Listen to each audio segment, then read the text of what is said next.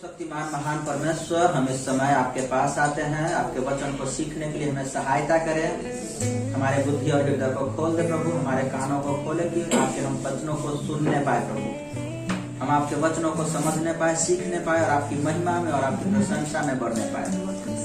आपके जीवित वचन बोलने के लिए मुझे सहायता करें, मेरे मुख के द्वारा आप बोले, आप अपने बदस्तंभ के पीछे मुझे रखें प्रभु और हमारे साथ सब कुछ आपको देते हैं। यीशु प्रभु के नाम से प्रार्थना, आमीन। जैसा कि हम लोग बाइबल में देखे हैं, दूसरा राजाओं की पुस्तक, आप जब अपने घर पे बाइबल पढ़ें तो या आप अपने साथ लाए हैं तो जब हम दूसरा राजाओं की पुस्तक पढ़ते हैं तो उसमें हम आज 5वां अध्याय को आज सीखें। दूसरा राजाओं की पुस्तक, उसका 5वां अध्याय 1 से लेकर के हम पूरे 27 वचन तक को आज सीखेंगे। आज के अध्ययन में मैं इसको साथ साथ पढ़ते जाता हूँ और साथ साथ मैं इसको आपको सिखाते जाता हूँ, कोशिश करता हूँ कि हम सब प्रभु के वचन को सीख पाए और परमेश्वर के वचन में बढ़ सके। जब पहला वचन हम पढ़ते हैं, 5वां अध्याय का पहला वचन पढ़ते हैं, वहाँ इस तरह से लिखा गया है, अराम के राजा का नामान नामक सेनापति अपने स्वामी की दृष्टि में बड़ा और प्रतिष्ठित पुरुष था, क्योंकि यहोवा ने उसके द्वारा अरामियों को विजयी किया था। यहाँ एक जगह का नाम लिखा है, उस जगह का नाम है अराम। क्या जगह का नाम है? अराम। अराम के राजा, एक जगह होता है, उस जगह का नाम होता है अराम। वहाँ का एक राजा होता है। हर जगह का, हर राज्य का क्या होता है? राजा होता है। वहाँ एक राजा होता है, लेकिन राजा का नाम यहाँ अंकित नहीं किया गया है। राजा के बाद सीधा लिखा गया कि उस राजा का नामान नामक एक सेनापति होता है। क्या होता है? एक सेनापति, जिसका नाम नामान नामक एक सेनापति होता है। हाँ, अभी आप ये सवाल मत कीजिएगा कि राजा का नाम क्यों नहीं लिखा गया है, सेनापति का नाम क्यों नहीं लिखा गया है। उस विषयों को हम लोग सीख चुके हैं। पहली बार जब लाजरस की किताब को सीख रहे थे, एक धनी व्यक्ति मरा और वह नरक में गया और लाजरस मरा और वह परमेश्वर के कृपा से अब्राहम की गोद में गया। वहाँ हम सीखते हैं कि जो परमेश्वर जिससे प्रेम रखता है उसको नाम सहित जानता है। अब यहाँ एक वस्तु आती है, उन सब बातों को अलग करके कि नामान को परमेश्वर ने नाम से यहाँ पुकारा, नामान के द्वारा क्या काम होता है, अब हम इन बातों को सीखेंगे। वहाँ ये क्या था कि नामान के द्वारा उस अराम के लोगों ने क्या किया था, बहुत सारी जगह पर युद्ध लड़ा था और युद्ध लड़ने के बाद में वह विजयी हुआ था। वह विजयी हुआ था और आगे लिखता है कि वह सूरवीर था। वो जो सेनापति था, वो जो नामान जो था, वो सेनापति, वो सूरवीर था, मतलब पराक्रमी था। सूरवीर बोलते हैं जो अच्छा युद्ध लड़ने वाला था। लेकिन यहाँ आगे लिखता है कि उसमें परंतु लगा हुआ है। जब आप पढ़ेंगे, वह सूरवीर था परंतु कोढ़ी था। क्या था? कोढ़ी था। जब नामान की बात को यहाँ सीखते हैं कि नामान एक राजा का सेनापति था, वह सूरवीर था, उसके द्वारा अरामियों ने क्या किया था, बहुत जगह पर विजय प्राप्त किया था। लेकिन उस नामान पर क्या था? कोढ़ था। वह कोढ़ी था, उसको कोढ़ हो गया था। जब दूसरा वचन पढ़ते हैं, वहां क्या लिखता है कि अरामी दल के जो लोग थे, वो अरामी जो लोग थे, उन लोगों ने क्या किया था, इजराइल के देश में से अपने साथ एक छोटी लड़की को बंधक बना के ले आया था। क्या बना के लाया था? बंधक बना के लाया। जिस तरह आप लोग इस वचन को पढ़े 5वां अध्याय को, यहाँ क्या लिखा गया है कि अरामी लोग दल बांधकर इजरायली लोगों में से एक छोटी सी लड़की को बंदी बनाकर ले आए थे और वह नामान की पत्नी की सेवा करती थी। इजराइल के जगह से जिस लड़की को बंधक बना के लाया गया था, उस लड़की का काम क्या था? नामान की पत्नी की सेवा करना। नामान कोढ़ी था और नामान की पत्नी अच्छी थी, और नामान की पत्नी की सेवा कौन करती थी? इजराइल की छोटी सी लड़की। अब वहां वो क्या बोलती है कि उस लड़की ने अपने स्वामी से कहा, मतलब अपनी मालकिन से कहा, यदि मेरा स्वामी सोमरोन के भविष्यवक्ता के पास होता तो क्या ही अच्छा होता, क्योंकि वह उसको कोढ़ से चंगा कर देता। अब यहाँ एक वस्तु देखिए, इजराइल का परमेश्वर जब हम आप और पूरे बाइबल को जब आप सीखते हैं तो एक ही बात याद है कि इजराइल का परमेश्वर महान है। हम याकूब के परमेश्वर को, अब्राहम के परमेश्वर को और इसहाक के परमेश्वर की भजन गाते हैं। ये एक छोटी सी बेटी किसके यहाँ थी? बंधक बना हुआ था। कैसा बंधक बना हुआ था?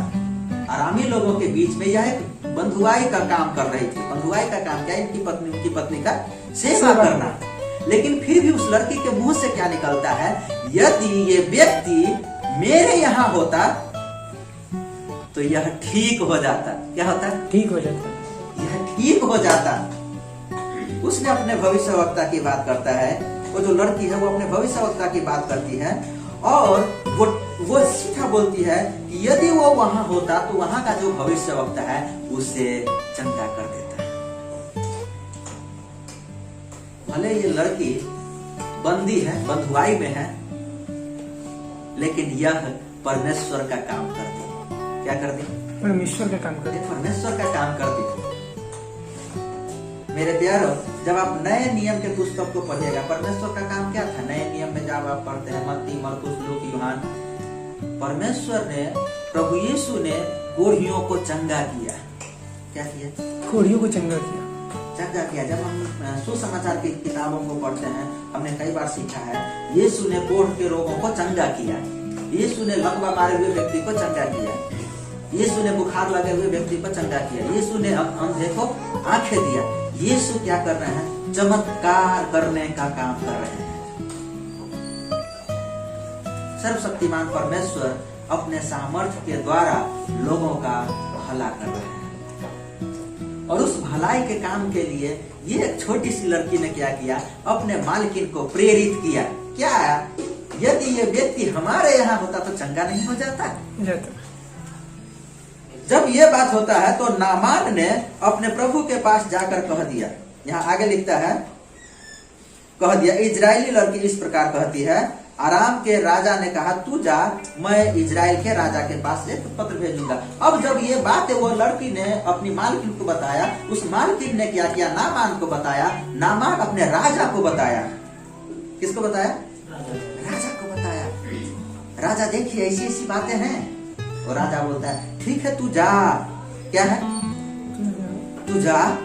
और यहाँ लिखता है मैं इजराइल के राजा के पास एक पत्र लिख दूंगा। क्या है? इजराइल के राजा के पास। इसके बाद है सिफारिश पत्र। जैसे अभी हमारे मनोज मंडल अभी दिल्ली के हॉस्पिटल में इलाज कराने गए हैं, उनको एक सिफारिश पत्र की जरूरत हुई है कि आपके यहाँ से किसी का सिफारिश पत्र मिल जाए, किसी सांसद या विधायक का, तो मैं आपका इलाज करूंगा। शायद वो इलाज फ्री होगा, उसमें पैसा नहीं लगेगा, सिर्फ थोड़ा बहुत दवाई वगैरह का खर्च होगा। अब यहाँ वो बातें को हम अलग करें। अब यहाँ राजा क्या कर रहा है? तू जा, मैं एक पत्र भेजूंगा। क्यों भेजूंगा? मैं राजा हूँ और राजा को मैं पत्र भेजूंगा तो वो क्या करेंगे? वहां उसका इलाज कर देगा। क्या कर देगा? उसका इलाज कर देगा। अब नामान नामक जो व्यक्ति था जिसको कोढ़ हो गया था, वो क्या करता है कि 10 किक्कार चांदी, क्या है? 10 किक्कार चांदी और 6000 टुकड़े सोना। जब आप नीचे रेफरेंस में पढ़ेंगे वहां लिखता है 340 किलोग्राम चांदी ले गया। कितना? 3.5 क्विंटल लगभग चांदी वह लेके चला। और आगे लिखता है कि 6000 टुकड़े सोना अर्थात 70 किलोग्राम सोना लेके वो चला। कितना? 70 किलो। 3.5 क्विंटल चांदी, 70 किलो सोना और 10 जोड़े कपड़े। कितने जोड़े? 10 जोड़े कपड़े। 10 जोड़े कपड़े साथ लेकर रवाना हुए। वो नामान जो व्यक्ति था बहुत मात्रा में 3.5 क्विंटल चांदी कम नहीं होता है और 70 किलो सोना कोई कम नहीं होता है, और कपड़े, ये सब लेकर के निकला कि हम वो जो हमें शुद्ध करेगा, वो जो हमें कोढ़ से ठीक करेगा, हम उसे ये देंगे। क्या करेंगे? हम उसे ये देंगे। छठा वचन में इस तरह लिखता है कि और वह इजराइल के राजा के पास वह पत्र ले गया जिसमें यह लिखा था कि जब यह पत्र तुझे मिले तब जानना कि मैंने नामान नामक अपने एक कर्मचारी को तेरे पास इसलिए भेजा है कि तू उसका कोढ़ दूर कर दे। राजा का एक लेटर भी मिला वहां, उस पर लिखा था कि ये जो पत्र भेज रहा हूं इसको कोढ़ हो गया तो उसको कोढ़ ठीक कर देना। जब यह पत्र पढ़ता है राजा, 7वां वचन में लिखता है यह पत्र पढ़ने पर इजराइल के राजा ने अपने वस्त्र फाड़े। क्या कर वस्त्र फाड़ा, और आगे लिखता है क्या मैं मारने वाला या जिलाने वाला परमेश्वर हूं?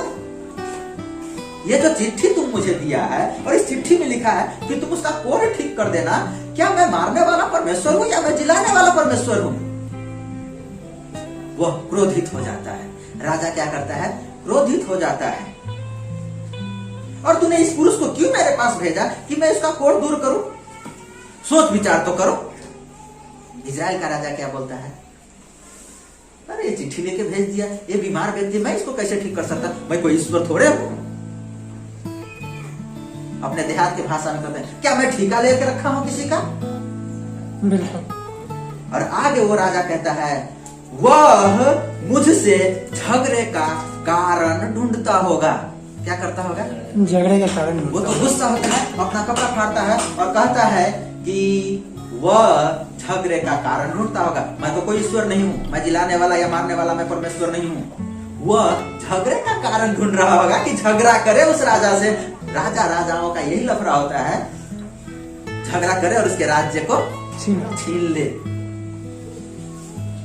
जब यह बातें हो रही थी तो इजराइल के राजा ने वस्त्र फाड़ा है। जब ये बातें उनके भक्त, परमेश्वर के भक्त एलीशा ने जब इस बात को सुनता है तो एलीशा कहता है कि तुमने ये वस्त्र क्यों फाड़े? वो व्यक्ति को मेरे पास भेजो, वो व्यक्ति मेरे पास आए, तब जान लेगा कि इजराइल में एक भविष्यवक्ता है। वहां पर उस इजराइल में एक परमेश्वर का भक्त होता है जिसका नाम होता है एलीशा। क्या होता है? एलीशा। हम लोग एलिया और एलिया के बाद एलीशा के विषय में सीखे हुए थे, लेकिन आज हम एलीशा की इन बातों को सीखेंगे। परमेश्वर का भक्त होता है, उसका नाम होता है एलीशा। एलीशा राजा का था तुमने अपना कपड़ा क्यों फाड़ा? उसको मेरे पास भेज दे, वो भी देखेगा कि इजराइल में एक भविष्यवक्ता है। जब ये बात होता है तब क्या लिखता है 9वां वचन में? तब नामान घोड़ों और रथों समेत एलीशा के द्वार पर आकर खड़ा हुआ। आगे क्या होता है कि वो जो नामान है, वो जो आरामी राजा का सेनापति, वो क्या करता है? अपने रथ और घोड़ों समेत किसके यहाँ जाता है? एलीशा के यहाँ आ जाता है। जब एलीशा के यहाँ आ जाता है तब आगे के वचन में लिखता है 10वां वचन में कि तू जाओ और यरदन नदी में 7 बार डुबकी लगाओ। क्या लगाओ? 7 बार। ओ, यहाँ तो ये नामान तो कोढ़ से तरफता होता है, इनको कोढ़ रहता है। उसका राजा एक चिट्ठी लिख के भेज रहता है राजा के पास में, वो राजा अपना कपड़ा फाड़ लेता है। ये नामान तो क्रोधित होता है कि भैया ये तो कपड़ा फाड़ लिया अपना, मैं किधर जाऊं? अब नामान के पास आया, नामान को ही अब एलीशा के पास आया। अब एलीशा कह रहा है कि जाओ तुम यरदन नदी में 7 बार डुबकी लगाओ। नामान को तो क्रोध भड़कने का समय हो गया है ना? नामान को क्रोध भड़कने का समय हो रहा है। 10वां वचन में इस तरह से लिखता है तब एलीशा ने एक दूत से उसके पास यह कहला भेजा, तू जाकर यरदन में 7 बार डुबकी मार, तब तेरा शरीर ज्यों का त्यों हो जाएगा और तू शुद्ध हो जाएगा। एलीशा ने उसे बताया तू जाओ यरदन नदी में डुबकी लगाओ और तुम शुद्ध हो जाओगे। लेकिन 11वें वचन में इस तरह से लिखता है परंतु नामान क्रोधित हुआ। यहाँ लिखता है परंतु नामान क्रोधित हो यह कहता हुआ चला गया, मैंने तो सोचा था कि अवश्य वह मेरे पास बाहर आएगा। क्या करेगा? मेरे पास बाहर आएगा। नामान ने इस तरह सोचा, वो भविष्यवक्ता वो मेरे पास बाहर आएगा, लेकिन वो बाहर नहीं आया, उसने दूत से कहलवाया है। और लिखता है कि वो, मैंने ऐसा सोचा कि वो बाहर आएगा, खड़ा होकर के अपने परमेश्वर यहोवा से प्रार्थना करेगा और प्रार्थना करने के बाद जहां मेरा कोढ़ है वहां पर हाथ फेरेगा और हाथ फेर कर कोढ़ को दूर करेगा। लेकिन न वो बाहर आया, न हाथ जोड़ करके अपने यहोवा परमेश्वर से प्रार्थना किया, न मेरे कोढ़ के स्थान पर हाथ फेरा, न मेरा कोढ़ ठीक किया। और ये क्या कह रहा है, अंदर से ही अपने दूत को भेजा है और कहता है कि जाकर के यर्दन नदी में डुबकी लगाओ और तुम ठीक हो जाओगे। क्या मेरे उधर की नदियां, आगे की वचन में जब आप पढ़िएगा वहां लिखता है अवाना और परपर नदियां, ये सब इजराइल से अच्छी नहीं है क्या? और वह क्रोध में भर करके लौटने लगा। क्या करने लगा? लौटने लगा। अरे मेरे यहाँ भी बहुत सारी नदियां हैं, बहुत सारी नदियां, उसमें मैं नहा सकता हूँ। ये क्या बात है कि जब मैं यर्दन में नहाऊं? उसके बाद में जब आप एक वचन को पढ़ते हैं तो वहां एक नामान का एक सेवक होता है। कौन होता है? सेवक होता है। वो सेवक आकर के उनके कहता है कि हे हमारे पिता। सेवक नामान को कहता है हे हमारे पिता, और आगे लिखता है यदि भविष्यवक्ता तुझे कोई भारी काम करने की आज्ञा देता तो तू क्या न करता?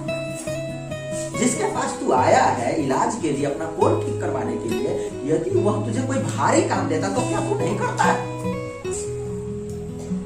नामान का एक सेवक होकर के, नामान का सेवक छोटा होकर के भी अपने स्वामी को कह रहा है कि क्या भविष्यवक्ता यदि बड़ा काम करने को बोलता है, भारी काम करने को कहता, तब तो तू क्या नहीं करता? लेकिन वो तो कह रहा है कि छोटा काम है। फिर जब वो कहता है कि स्नान करके शुद्ध हो जा, तो कितना अधिक इसे मानना चाहिए। यदि वो भारी काम कहता, बड़ा काम कहता तो तुम मान लेता, लेकिन ये छोटा काम कहा है तो क्यों नहीं माना है? स्नान ही तो करना है, इसे तो मानना चाहिए। तब उसने परमेश्वर के भक्त के वचन के अनुसार ना मानने क्या किया? परमेश्वर का भक्त एलीशा ने जिस प्रकार वचन कहा था, उस वचन के अनुसार नामान यर्दन में गया और लिखता है उसमें 7 बार डुबकी मारी। कितनी बार? 7 बार। 7 बार डुबकी मारी और उसका शरीर छोटे लड़के सा हो गया और वह शुद्ध हो गया। क्या हो गया? शुद्ध हो गया। शुद्ध हो गया। नामान को ही यर्दन नदी में 7 बार डुबकी लगाया और वह शुद्ध हो गया। और वह शुद्ध हो गया, अच्छा हो गया। और आगे के वचन में लिखता है कि तब वह अपने दल बल समेत परमेश्वर के भक्त के यहाँ लौट आया और उसके सम्मुख खड़ा होकर कहने लगा, सुन, अब मैंने जान लिया है कि समस्त पृथ्वी में इजराइल को छोड़ कहीं और परमेश्वर नहीं है। क्या कह रहा है? इजराइल को छोड़ कोई परमेश्वर अब नहीं, कहीं परमेश्वर, इजराइल को छोड़ कहीं परमेश्वर नहीं है। वो नामान क्रोधित होके गया था। कैसा होके गया था? क्रोधित हो गया। लेकिन अपने दल बल समेत वापस लौटा। क्या कह रहा है? इजराइली को छोड़ करके दूसरा और कोई परमेश्वर नहीं है, और कोई परमेश्वर नहीं है। मेरे प्यारो, हम इन जब बातों को सीखते हैं तो कुछ बातों को देखते हैं कि नामान ने क्या सोचा था। नामान की जो सोच थी, नामान की जो इच्छा थी, ये थी कि वो आए, मेरे लिए प्रार्थना करे, मेरे कोढ़ के स्थान पर हाथ फेरे। उसके सोच के अनुसार नहीं हुआ, उसके वचन के अनुसार हुआ। एलीशा ने जो वचन बोला, जाओ तुम यर्दन नदी में डुबकी लगाओ 7 बार और चंगे हो जाओगे, और नामान ने 7 बार डुबकी लगाया और वो चंगा हो गया। जीवन में हम जो चाहते हैं,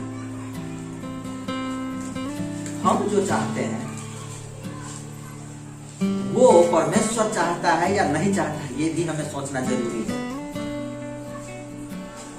कई लोग कहते हैं मैं जो सोचता हूं वो चीज पूरा नहीं हुआ है। क्या हुआ है? मैं जो सोचता हूं वो चीज पूरा नहीं हुआ। अब जब यशायाह की पुस्तक पढ़िएगा, यशायाह में लिखता है तुम्हारे इरादे और मेरे इरादे अलग अलग हैं। क्या है? तुम्हारी गति और मेरी गति अलग अलग है। क्या है? दोनों की गति अलग अलग है।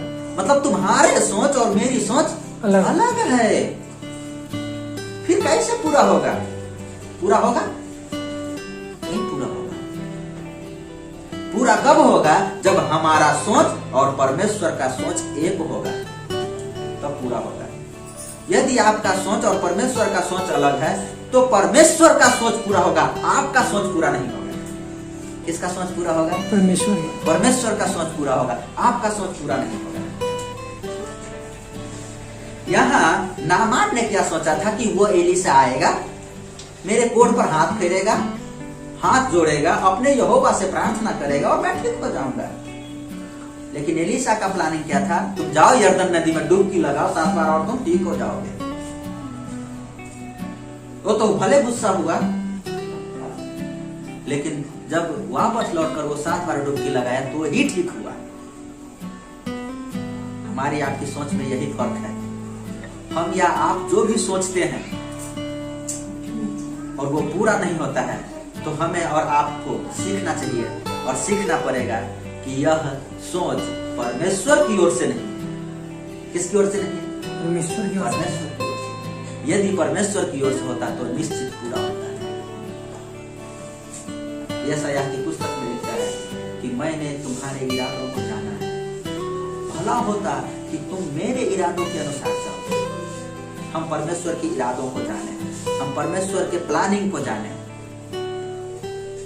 अब जो यहाँ बातें हैं, आगे की बात को हम सीखें। आगे की बात यहाँ क्या है?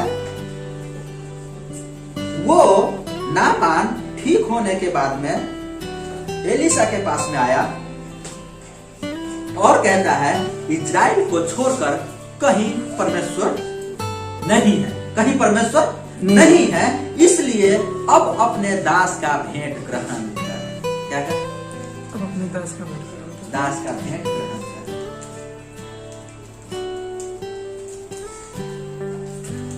यहाँ एक वस्तु बहुत मायने रखती है। कई बार गांव में या हमारे भारत में एक संस्कृति चलती आ रही है, या मैं अपने आप की बात करता हूं, चढ़ावा चढ़ाना है। क्या? चढ़ावा चढ़ाना। चढ़ावा चढ़ाना। जैसे मैं एक छोटा सा बच्चा था, उस समय मैंने कहा कि हे भगवान, मुझे ये चीज हो जाएगा तो मैं ये चीज आपको चढ़ाऊंगा। दरअसल उस समय क्या हुआ था, मैं एक छोटा सा बच्चा था और यही दिवाली छठ का समय था और मेरा पटाखा खो गया था। उस समय मैंने बोला था कि यदि वो पटाखा मिल जाएगा तो मैं 1 रुपया का मिश्री चढ़ाऊंगा। और जब मैं खोज रहा था तब मैं बोल रहा था वो तो 4 आने की चीज है, 1 रुपया क्यों नहीं चढ़ाऊंगा। मन की भावना क्या होती है? हमारी भावना क्या थी पहले की थी? यदि ये चीज ठीक होगा तो हम ये चीज देंगे। क्या करेंगे? देंगे। यही बातें यहाँ आ रही थी। नामान ने क्या किया था? उसको तो कोढ़ ठीक हुआ, अब ये क्या कर रहा है कि हम अब ये चीज लाए, ये मैं आपको देता हूँ, ये जो मेरा भेंट है ये तुम ग्रहण करो। लेकिन आगे जब पढ़िएगा वचन, वहां क्लियर लिखा गया 16 वचन में, एलीशा ने कहा यहोवा जिसके सम्मुख मैं उपस्थित रहता हूँ उसके जीवन की शपथ मैं कुछ भेंट न लूंगा। एलीशा क्या बोलता है? तुम जो दे रहे हो उसमें से मैं कुछ भी नहीं लूंगा, मुझे नहीं चाहिए, मैं नहीं लूंगा, मैं नहीं लूंगा। आपकी सोच हमारी भी सोच ऐसी ही हो सकती है। मान लीजिए कोई व्यक्ति काम कर दिया, मेरा कोई काम कर देता है तो उसको जाने के समय में 100 रुपया देते हैं, कहते हैं ये लीजिए आप, मैं ये आपकी मजदूरी दे रहा हूँ। कई लोग बोलते हैं मैं आपकी मजदूरी दे रहा हूँ। कई लोग क्या बोलते हैं? मैं खुशी से दे रहा हूँ, आप ले लीजिए, मिठाई खा लीजिएगा। कुछ अलग अलग प्रकार की बातें और अलग प्रकार का आपके जीवन में ये उदाहरण आया होगा। यहाँ एलीशा के पास वही बातें आई कि तुमने अब मेरा कोढ़ ठीक किया, मैंने कुछ भेंट लेके आया और वो भेंट मैं अब आपके पास लाता हूँ, उसको आप ग्रहण करें। और एलीशा वहां क्लियर बोलता है कि यह भेंट मैं नहीं लूंगा, यह भेंट मैं नहीं लूंगा। अब जो ये बातें हैं, अब यहां से इस अध्याय का दूसरी कहानी शुरू हो जाती है। अब तक तो था परमेश्वर का पराक्रम, क्या था? परमेश्वर का पराक्रम। पराक्रम। ये सर्वशक्तिमान परमेश्वर का पराक्रम था कि सर्वशक्तिमान परमेश्वर के दास के वचन को सुना, वो यर्दन में डुबकी लगाया और वो ठीक हो गया। क्या हो गया? वो ठीक हो गया। बस परमेश्वर की बातों को मान लिया और वो ठीक हो गया। कुछ करने की जरूरत नहीं हुई, कुछ भी करने की जरूरत नहीं हुई। बस उसने यर्दन में डुबकी लगाया और उसका कोढ़ ठीक हो गया।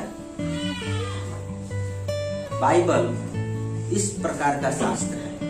यह बुराई को भी बताया है और अच्छाई को भी बताया है।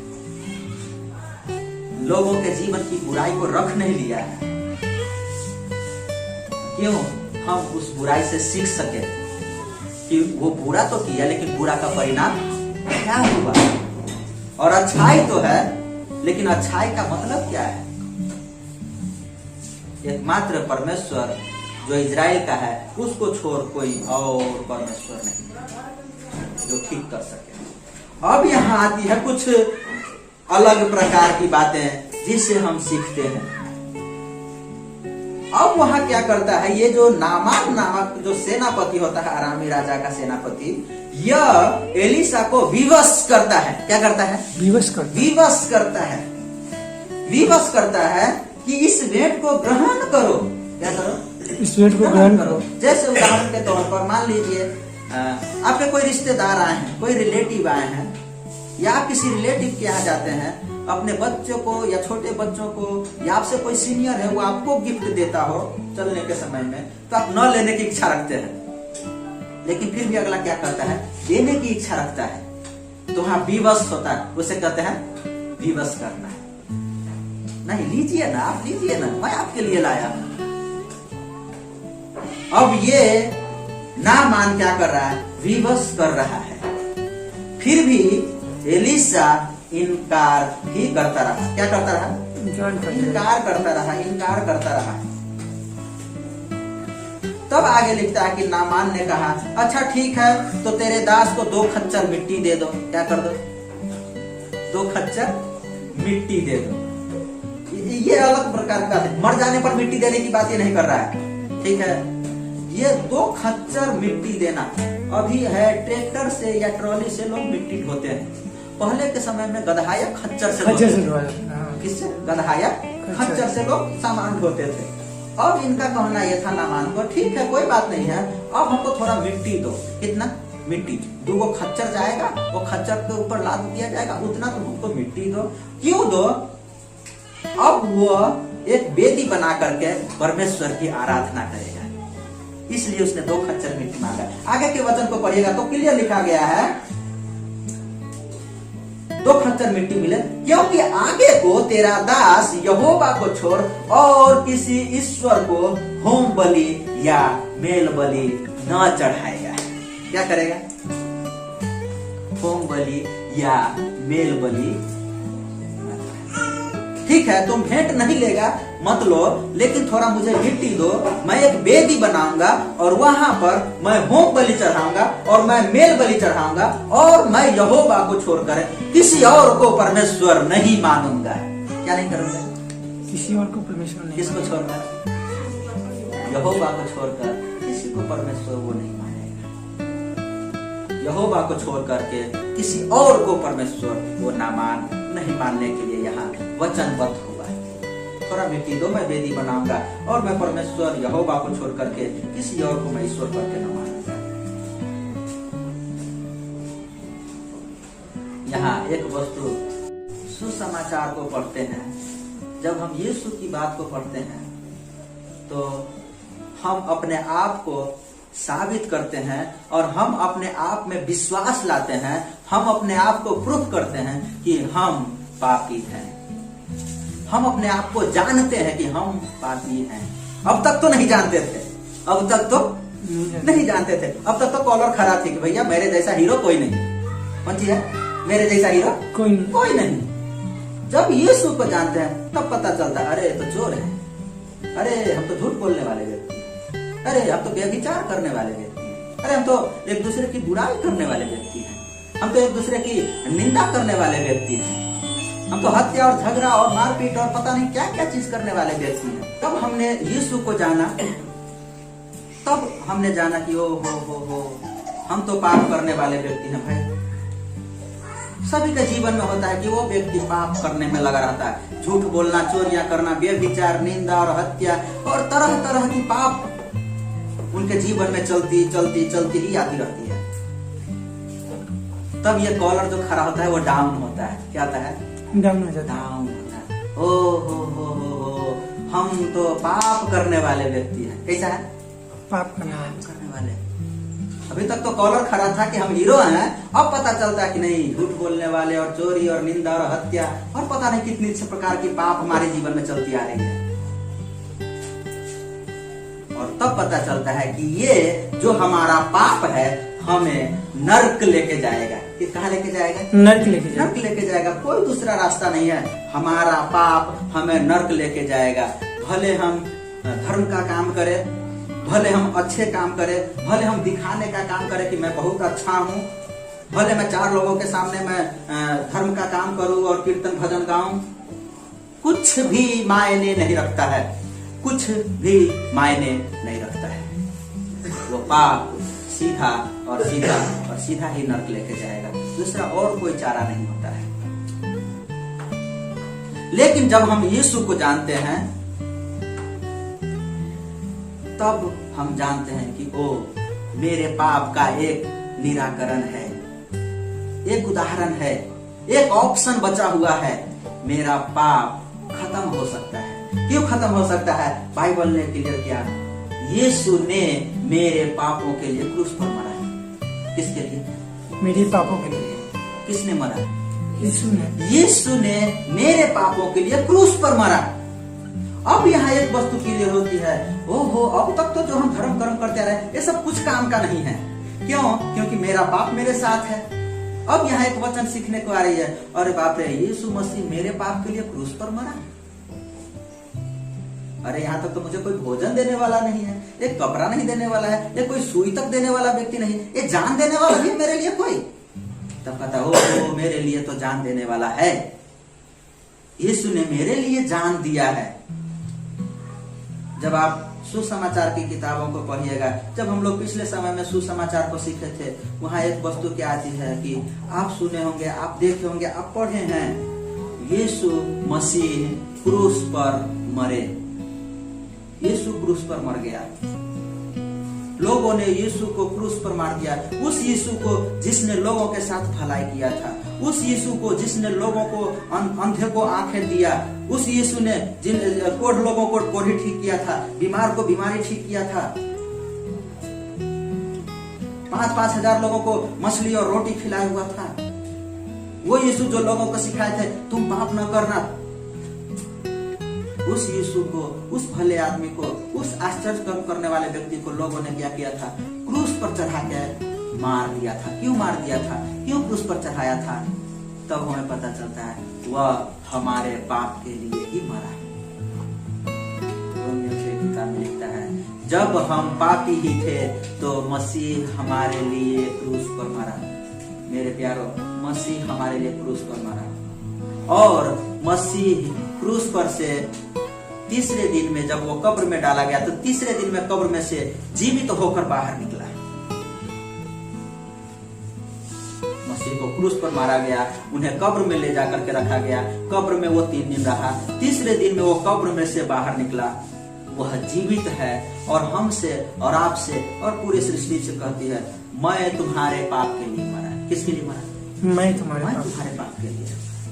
यदि तुम मुझ पर विश्वास करते हो तो तुम नाश नहीं होगे। क्या हम विश्वास करते हैं कि अब हम पापी थे, अब तक हम क्या थे?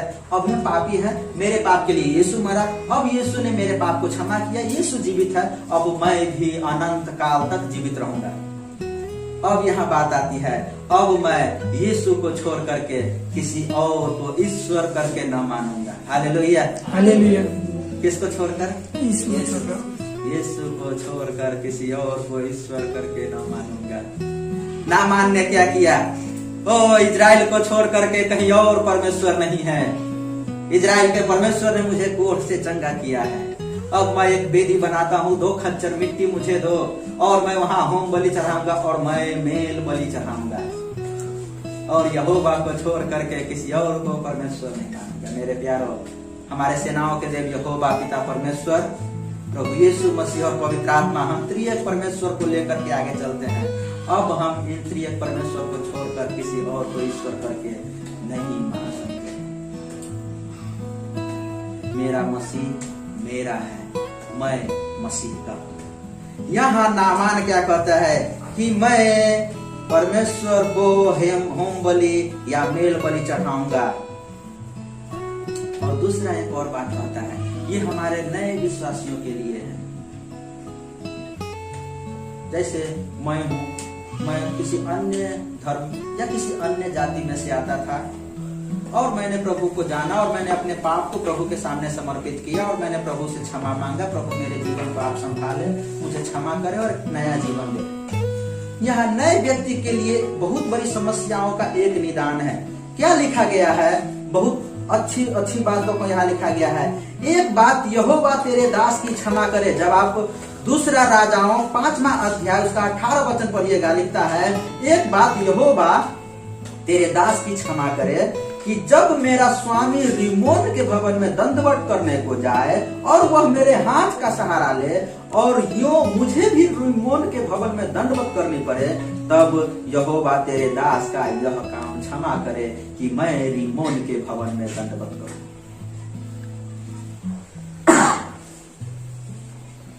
मेरे प्यारो, यहाँ ये जो नामान है, नामान क्या बोलता है? मेरा जो स्वामी है या मेरा जो मालिक है, वो अपने राजा की बात करता है। मेरा जो राजा है वह रिमोन नामक देवता की पूजा करता है। किसकी? रिमोन नामक देवता की पूजा करता है। और वो मेरा मालिक जब रिमोन नामक देवता की पूजा करने जाएगा तो मेरा हाथ का सहारा लेगा। क्या करेगा?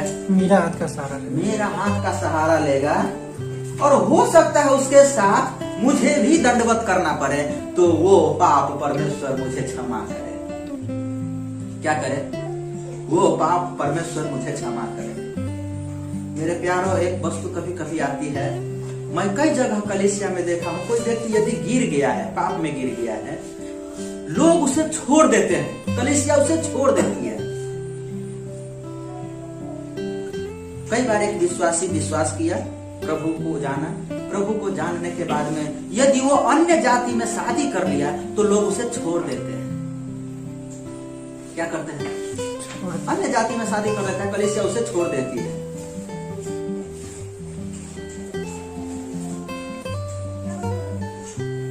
यहाँ पर बहुत अच्छा ये जवाब दिया गया है, यदि मैं अपने स्वामी के साथ रिमोन को दंडवत कर लूंगा, वो पाप परमेश्वर मेरा क्षमा कर दे।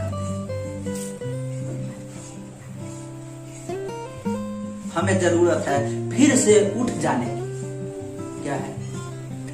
अच्छा, नामान ने यहाँ क्या किया? नामान ने परमेश्वर को अपना परमेश्वर माना, होम बलि चढ़ाया, मेल बलि चढ़ाया और एलीशा से कहता है कि अपने एक बात यहोवा तेरे दास की क्षमा करे, तेरा दास का एक बात को परमेश्वर क्षमा करे। वो क्या है कि जो मेरा मालिक है, जो मेरा स्वामी है, जो मेरा राजा है, वो रिमोन नामक व्यक्ति का, रिमोन नामक देवता का स्मरण करता है और उसकी आराधना करता है। यदि उसके साथ मुझे उसका दंडवत करना पड़े तो वो पाप मुझे क्षमा करेगा। नामान ने यहोवा को अपना ईश्वर माना, साथ साथ वह अपने स्वामी के साथ रिमोन को अपना ईश्वर मानता है। क्या ऐसा है? ऐसा नहीं है। वह रिमोन को ईश्वर नहीं मानता है, लेकिन बोल रहा है कि मेरा स्वामी का देवता जो है, मेरा मालिक का जो रिमोन देवता है, उसके साथ, उसके पास यदि मैं अपने स्वामी के साथ जाऊंगा और मुझसे वो भूल होगी तो मुझे क्षमा करे। उसे मानता नहीं है। यहाँ एक वस्तु क्लियर की गई है, नामान रिमोन को अपना ईश्वर नहीं मानता है। नामान रिमोन को अपना ईश्वर नहीं मानता है, नामान यहोवा को अपना ईश्वर माना है। लेकिन अब यहाँ कह रहा है कि यदि मेरे राजा के साथ, मेरे मालिक के साथ वो काम करना पड़ जाए तो वो परमेश्वर मुझे क्षमा कर दे। हम तो चाहते हैं कि हम परमेश्वर की भजन कर, यहोवा की प्रशंसा करते रहे, लेकिन जो व्यक्ति तुरंत छोड़ के आता है, कई सारी समस्याओं का सामना करना पड़ता है। जरूरत है हमें उसे छोड़ देने की नहीं, हमें उसे भूल जाने की नहीं, हम उसे उठा ले फिर से, हम उसके अधर्मों को क्षमा करें, हम उसके पापों को क्षमा करें और उसे उठा लें। क्यों? क्योंकि मेरे पाप को भी परमेश्वर ने क्षमा किया है। क्या किया है? मेरे पाप को भी परमेश्वर ने क्षमा किया है। जब हम मत्ती की किताब में पढ़ते हैं परमेश्वर की सिखाई हुई प्रार्थना, वहां क्या होती है? जिस तरह हमने अपने अपराधियों को क्षमा किया है उस तरह तुम भी मेरे अपराध क्षमा करो। जब हम उनके अपराध नहीं क्षमा करेंगे, हमारे अपराध कौन क्षमा करेंगे? कोई नहीं करेगा। जरूरत है हम उनके अपराध को क्षमा करें, उन्हें उठाएं, उन्हें मौका दें। और क्रिश्चियनिटी का दूसरा नाम है मौका। मैं क्रिश्चियनिटी को धर्म की तरफ नहीं देखता हूँ, क्रिश्चियनिटी को एक रीति रिवाज की तरह नहीं देखता हूँ। क्रिश्चियनिटी तो एक मौका है। हम अब तक पाप में जीते थे, अब मुझे मौका मिला है कि हम अपने पापों को प्रायश्चित करें, हम परमेश्वर से क्षमा मांगे और प्रभु यीशु के लहू से धोए जाए, हम शुद्ध हो जाए और हम एक नया जीवन जिए। और 19 वचन हम पढ़ते हैं, यहाँ आगे लिखता है, उसने उससे कहा कुशल से विदा हो। एलिशा नामान को कहता है ठीक है, खुशी खुशी जाओ तुम। लेकिन यहां से अब इस चैप्टर का 5वें अध्याय का तीसरा पड़ाव शुरू होता है। तीसरा पड़ाव शुरू क्या होता है कि वह थोड़ी ही दूर चला था। कितना दूर? थोड़ी दूर। अब नामान को क्या किया? नामान, हम एक बार रिवीजन कर ले 5वां अध्याय को 1 से 19 तक। नामान आराम राजा का एक सेनापति था नामान, जिसको कोढ़ हो गया था। उसकी पत्नी का एक सेवा करने वाली बेटी थी जो इजरायली थी, और वो लड़की के द्वारा इजराइल के परमेश्वर के बारे में इसे पता चला। और नामान अपने राजा के लेटर के द्वारा इजराइल के राजा के पास गया। इजराइल का राजा क्रोधित हुआ। उसके बाद उसने एलिशा के पास गया। एलिशा ने उसे कहा जा यर्दन नदी में डुबकी लगा। वो गुस्सा हुआ, लेकिन गुस्सा होने के बाद में उसके सेवक ने फिर जब उसे समझाया, वह यर्दन नदी में डुबकी लगाया। नामान कोढ़ से चंगा हो गया। जब कोढ़ से चंगा हो गया, उसने परमेश्वर की महिमा किया और परमेश्वर की वेदी बनाया, परमेश्वर की आराधना किया, परमेश्वर को होम बलि और मेल बलि चढ़ाया। और उसने जो भी गिफ्ट देना चाहा एलिशा को, एलिशा ने गिफ्ट नहीं लिया था। लेकिन उस गिफ्ट का क्या हुआ, हम आगे की बातों में सीखेंगे। बहुत ही अच्छा यहाँ से वचन लिखा गया है कि जब नामान वहां से थोड़ी ही दूर आगे चला था कि परमेश्वर का भक्त जो एलिशा था, उसका एक सेवक था, उसका नाम था गेजी। क्या था? गेजी। एलिशा का एक भक्त था, उसका नाम था गेजी। गेजी ने सोचने लगा, अब क्या करता है गेजी? सोचता है मेरा जो स्वामी एलिशा है उसने तो नामान से कुछ नहीं लिया। क्या किया? उसने नामान से कुछ नहीं लिया, उसने तो छोड़ दिया है। परंतु यहोवा के जीवन की शपथ, मैं उसके पीछे दौड़ कर जाऊंगा और कुछ न कुछ लेके आऊंगा। क्या करूंगा? कुछ न कुछ। लालच। एलिशा का एक दास था जिसका नाम था गेजी। अभी नामान थोड़ा ही दूर गया था कि गेजी ये बात सोचने लगा, मेरा तो स्वामी है एलिशा, उसने तो कुछ नहीं लिया, मैं दौड़ के जाऊंगा, कुछ न कुछ उससे लेके आऊंगा। तब गेजी नामान के पीछे दौड़ा। और आगे लिखता है कि जब वो दौड़ता हुआ गया तो नामान ने पूछा तू क्यों दौड़ रहा है? और उसने रथ को रोका और उतर के पूछा सब कुशल तो है? क्यों दौड़ रहे हैं आप जी? सब कुशल तो है? अभी आप किसी के पीछे दौड़िएगा तो जाता ही नहीं चला जाएगा, वो देख लेगा तो रुकेगा, पूछेगा भाई क्यों दौड़ रहे हैं? अभी नामान ने एलिशा के दास गेजी से पूछा सब कुशल तो है, क्यों दौड़ रहे हैं? अब गेजी यहाँ आगे क्या बता रहा है? हाँ सब कुशल से हैं, लेकिन मेरा स्वामी ने ये कहने को भेजा है कि एफ्रेम के पहाड़ी देश से 2 भविष्यद्वक्ता आए हैं। क्या कहते हैं? एफ्रेम के पहाड़ी देश है, उसमें से जो उनके तो भविष्यवक्ता, उनके चेलों में से 2 चेले उनके पास आए हैं। सॉरी, यहाँ क्लियर लिखा गया है एफ्रेम के पहाड़ी देश से भविष्य वक्ताओं के चेले में से 2 जवान मेरे यहाँ आए हैं। एफ्रेम एक जगह है, वहां भी कुछ भविष्य वक्ता है, उस भविष्य वक्ता के चेले में से 2 जवान हमारे यहाँ आए हैं और उनके लिए एक किक्कार चांदी, कितना? एक किक्कार चांदी और 2 जोड़े वस्त्र दे। कितने दे? वस्त्र। लगभग वह 35 किलो चांदी मांग रहा है। कितना? 34-35 किलो वह चांदी मांग रहा है। आज जब आप शुरू में पढ़िएगा तो लिखता है 10 किक्कार चांदी बराबर 340 किलो होता है। 340 किलो,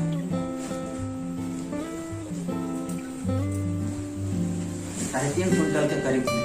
अब यहाँ मांग रहा है 1 किक्कार चांदी और 2 जोड़े कपड़े। आप पूछे दे। नामान खुशी हुआ, अरे वाह, वहां तो मैं दे रहा था तो ये लोग नहीं दिया, अभी लेने आया, चलो खुशी खुशी उसने दे दिया। अब यहाँ क्या कह रहा है कि उसने खुशी खुशी 2 किक्कार चांदी दिया। कितना? 2 किलो।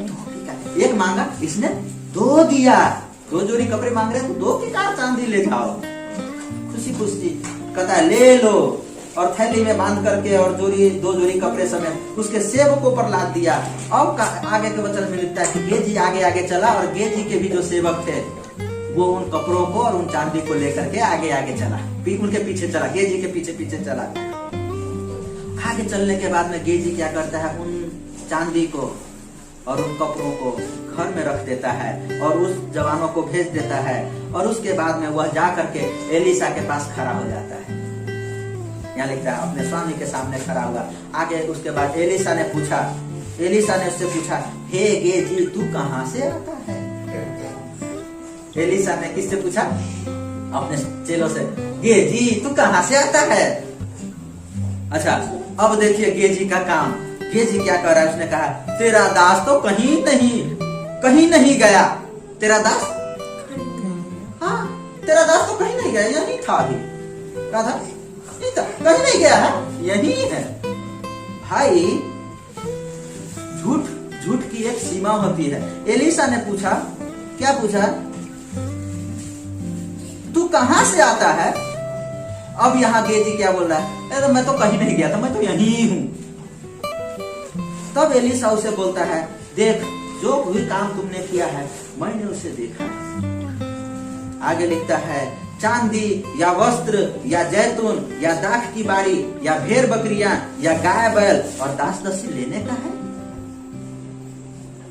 मुझे पूरा हाल मालूम है तुमने क्या किया है। एलिशा अपनी पूरी बात को गेजी को बताता है। मैंने नामान से कुछ नहीं लिया, लेकिन तुमने क्या किया? उसके पीछे दौड़ कर गया और 2 किक्कार चांदी लेके आया और 2 जोड़े कपड़े लेके आया। क्या मुझे नहीं पता है? क्या ये सब लेने की वस्तु है? तुमने ये गलत किया। इस कारण 5वां अध्याय का 27 वचन अंतिम बहुत ही अलग ढंग से लिखा है। इस कारण नामान का कोढ़ तुझे और तेरे वंश को सदा लगा रहेगा। किसको? गेजी को। गेजी एलिशा का चेला था। गेजी कहता है मेरा मालिक तो उसको ठीक किया तो कुछ नहीं लिया, नामान का कोढ़ ठीक हो गया, वो तो ऐसे ही चला गया, मैं तो कुछ ना कुछ लेके आऊंगा। और उसने 2 किक्कार चांदी और कपड़े लेके आए थे और उसको एलिशा ने जाना, और एलिशा उनको क्या बोलता है कि तुझे उसका कोढ़ लगा रहेगा। क्या लगा रहेगा? और यहाँ सिर्फ तुझे नहीं, तेरे वंश को सदा लगा रहेगा। किसको? तेरे वंश को सदा लगा रहेगा। गेजी के वंश आज बहुत तरह देखने को मिलेंगे। गेजी के वंश को कोढ़ लगा रहेगा। मेरे प्यारों, आगे के वचन में लिखता है, जैसे ही 27 वचन में लिखता है, इस कारण से नामान का कोढ़ तुझे और तेरे वंश को सदा लगा रहेगा। जैसे ये बात बोला वैसे ही आगे लिखा है, तब वह हिमसा श्वेत कोढ़ी होकर उसके सामने से चला गया। जैसे ही एलिशा ने बोला कि तुम और तेरे वंश को कोढ़ लगा रहेगा, वैसे ही गेजी को पूरा शरीर कोढ़ हो गया। परमेश्वर का वचन मजाक नहीं है। क्या है? मजाक नहीं है। एलिशा ने बोला जा यरदन नदी में डुबकी लगा। नामान को लगा कि वो मुझे प्रार्थना करता, मेरे कोट के जगह पर हाथ रखता। गुस्सा हुआ, लेकिन अपने सेवक के बात पर वो गया, यरदन में डुबकी लगाया और वो ठीक हो गया। सिर्फ किसके द्वारा? वचन के द्वारा वो ठीक हो गया। और यहाँ वचन के द्वारा फिर से गेजी को क्या हो गया? वचन कोई साधारण चीज नहीं। मेरे प्यारो, छोटा सा लोभ, छोटा सा लालच गेजी को बेकार कर दिया। गेजी न बने, छोटा सा लालच न रखें। प्रभु का जो वचन है, हम प्रभु के वचन का कद्र करें। प्रभु ने कहा यर्दन में डुबकी लगा तो लगा, क्या लगा तो लगा। प्रभु ने नियम दिया, पवित्र दिन मानना है तो मानना है, रविवार को काम नहीं करना है तो नहीं करना है। हम पवित्र दिन माने, सब्बात दिन को माने, आराधना करें, प्रार्थना करें। प्रभु ने कहा प्रेम करो तो प्रेम करें। हम परमेश्वर के वचन को माने, प्रभु के लिए भेंट समर्पित करें। प्रभु ने जो वचन कहा है वो हम करें। वचन में सामर्थ्य है, न करेंगे तो उल्टा होगा। आप जो बोलेंगे वो पूरा होगा। मेरे प्यारों, आपके जीवन में बहुत बार मौका आएगा। इजराइल की छोटी सी लड़की नामान की पत्नी को बोला जा इजराइल में। उनका विश्वास कितना था? छोटी सी ना, छोटी सी लड़की, छोटी सी लड़की का विश्वास क्या था? छोटी सी लड़की जा और ठीक हो गया। हमें और आपके जीवन में भी वो मौका आएगा कि हम किसी को यीशु के बारे में बोल सकते हैं। मान लीजिए लकड़ी का काम कर रहे हैं, वो बीमार है, उसके घर में बोल सकते हैं। यदि आप यीशु मसीह के प्रेम को जानेंगे तो आपके पाप क्षमा हो जाएंगे।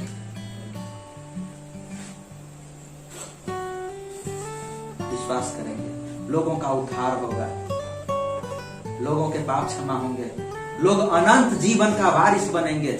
मेरे प्यारो, आज अनंत जीवन का वारिस बहुत कम है। जो लोग प्रभु यीशु में चुने गए थे वो भी अब कम है। प्रभु के वचन में लिखा गया, चुने हुए तो बहुत है, बुलाए गए तो बहुत है, चुने हुए लोग थोड़े हैं। बहुत लोग यीशु मसीह को जाने, बहुत लोगों ने कहा हम भी क्रिश्चियन हैं, हम भी प्रभु यीशु मसीह के हैं। जब परीक्षा की बात आती है तब चुने जाते हैं कि सच में यीशु के कौन है। हम वो वाले बने, सच में यीशु के कौन है। मेरे प्यारों, यदि सताव आता है, यदि परीक्षाएं आती है, तो डरना, घबराना और उसमें अपने आप को साबित कर देना कि मैं यीशु का हूं या किसका हूं।